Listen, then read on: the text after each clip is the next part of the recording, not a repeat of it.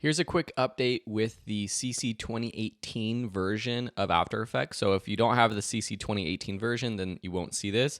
But if you do, you might be confused about my previous lecture where you didn't see this option where when you open up After Effects or start a new project, in the composition panel right here, you actually have two big buttons. They're just trying to make it easier for you to start creating graphics. And you can click new composition or new composition from footage. So if you click new composition, that's going to be the same as what we did in the past lecture where you create your new composition from scratch.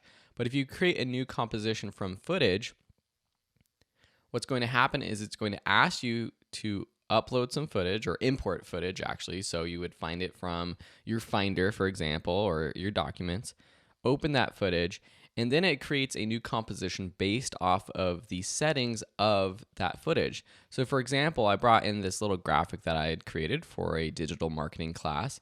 The frame rate is 2997, the frame size is 1920 by 1080. So it created a composition that was perfectly that size. So that's just one quick change that you'll notice in the new version of CC 2018. And in this class, you might see some other lectures where in the title of the lecture, I detail or I call it an update just to specify and make sure that you understand this. This is an update to After Effects. If you don't have the 2018 version, then you won't see this. But if you do and you're coming into this class, you might be confused because I created this course using the 2017 version.